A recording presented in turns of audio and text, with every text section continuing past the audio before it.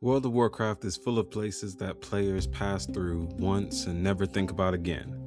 Quest hubs blur together, dungeons become loot runs, entire expansions become a collection of achievements and mounts sitting quietly in a menu somewhere.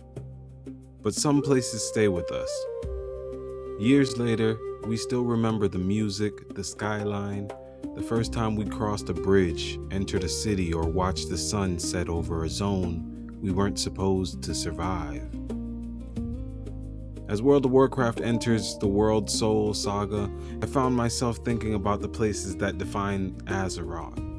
Not necessarily the most important locations in the lore, not the most efficient places to level, but the places that feel like World of Warcraft.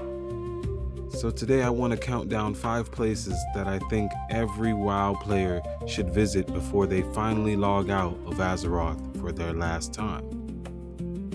Number 5. Hellfire Peninsula. There was a time when crossing through the dark portal felt like crossing into another universe.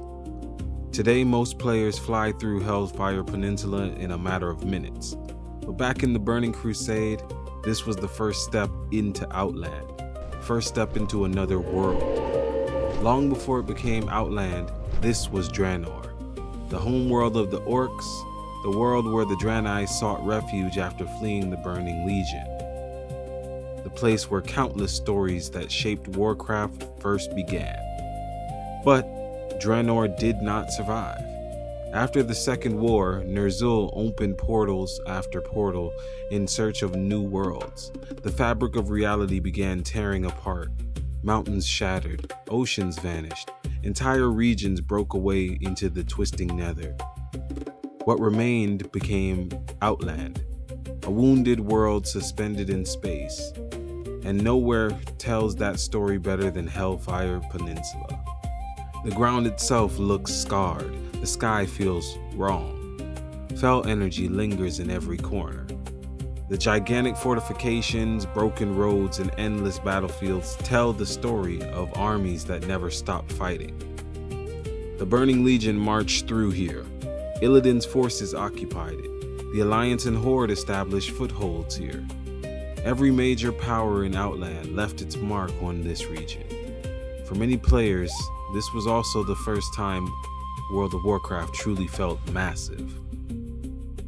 The journey from Azeroth to Outland changed the scale of the game. Suddenly, the conflict wasn't just between kingdoms, it was cosmic. Demons, shattered planets, ancient powers, and worlds beyond the stars. During Midnight, Hellfire Peninsula isn't at the center of the story, but it remains one of the places that first hinted at the larger forces now shaping Azeroth's future. The Void, the Light, the Titans, the World Soul itself. The seeds of those larger cosmic stories can be traced back to places like this. Number 4. The Jade Forest. Pandaria arrived at an unusual moment in WoW's history. Many players expected war, many expected another catastrophe. Instead, Blizzard introduced a continent hidden behind mist for 10,000 years. The Jade Forest became our first glimpse at that world. Long ago, after the Sundering reshaped Azeroth, Emperor Shao Hao concealed Pandaria behind magical mists. The continent vanished from the maps of the world, empires rose and fell. Wars consumed kingdoms, the Legion invaded again and again. Pandaria remained hidden. When the Cataclysm changed Azeroth, those mists finally began to fade. Alliance and Horde fleets arrived almost immediately, and with them came conflict. The Jade Forest became the first battlefield of a new war. Yet, what makes this zone memorable isn't the war, it's the contrast. Ancient temples rest among dense forests, stone pathways wind through bamboo groves. The Serpent's Heart towers over the landscape. The Jade Serpent itself became one of the defining symbols of the expansion. And beneath all of it lies one of Pandaria's central themes. Emotion has power. Fear, pride, hatred, despair. The Shah were born from those emotions. manifestations of negativity buried beneath the land for thousands of years. Midnight focuses heavily on the conflict between light and the void, but the lessons of Pandaria still feel relevant. Number 3. Silvermoon City in Eversong Woods. No location on this list is more important to World of Warcraft right now than Silvermoon. For years, it existed almost outside of the main story, beautiful but largely unchanged. But Midnight changed that. Quel'Thalas is becoming the center of the next chapter in Warcraft history. To understand why that matters, you have to understand what happened here. Silvermoon was once the capital of the High Elves, a shining city built around the power of the Sunwell. For thousands of years, Quel'Thalas prospered, its forests flourished, its magical defenses remained strong. Its people believed themselves secure. Then came Arthas. During the Third War, the Scourge invaded Quel'Thalas. The kingdom fell, the forests burned, the Sunwell was corrupted. Most of the High Elf population was slaughtered. The survivors renamed themselves Blood Elves in memory of the dead. Every corner of Silvermoon still reflects that loss. Even in its beauty, there is tragedy. The architecture remains magnificent. The city still shines, but the scars never completely disappeared. That tension between loss and survival became the identity of the Blood Elves, and now during Midnight, Quel'Thalas stands at the center of the conflict once again. The Void threatens the region. The Sunwell remains one of the most important magical locations on Azeroth. Ancient powers are moving in the shadows. The kingdom that spent years recovering from catastrophe now finds itself facing another. There may be no better place to visit than Silvermoon. The next chapter of Warcraft is being written here. Number 2. Suramar. If Silvermoon is a kingdom rebuilding from tragedy, Suramar is a civilization frozen in time. 10,000 years ago, during the War of the Ancients, Suramar was one of the greatest cities in the world. When the Burning Legion invaded Azeroth, the leaders of Suramar made a desperate decision. They sealed the city behind a magical barrier.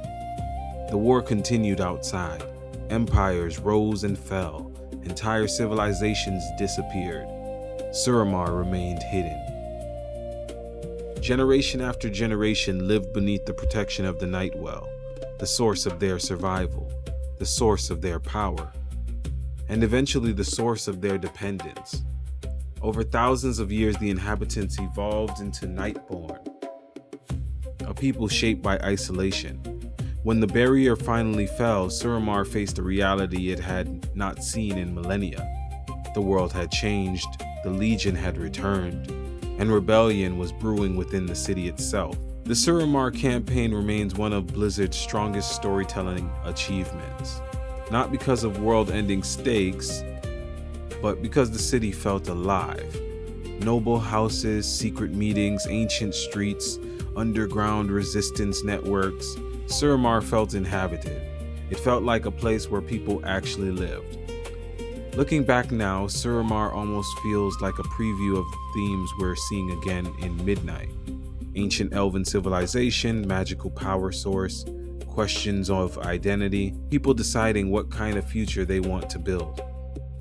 If Silvermoon represents Warcraft's future, Suramar may be the best place to understand how we got there. Number 1. Jade Forest and Stormwind.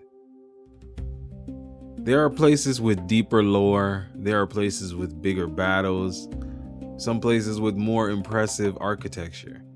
But there's only one place that feels like home. Jade Forest is where countless adventures began. Before the cosmic wars, before the old gods, before the titans, before players understood what Azeroth even was, there was Jade. The forest, the road, and the farms, and all of its vineyards. Wolves in the distance, kobolds in the caves, and nearby Stormwind, the city rebuilt after destruction, the capital of human kingdoms, the heart of the Alliance. For decades of Warcraft storytelling, Stormwind has remained one of the central pillars of Azeroth. Entire expansions have begun at Stormwind, yet for many players, the strongest memories are surprisingly small. Running from Goldshire, learning professions, or meeting strangers, or as you can see in this clip, getting mugged. All right, everybody, those are my 5 places every WoW player should visit before they leave Azeroth. Maybe your list looks completely different.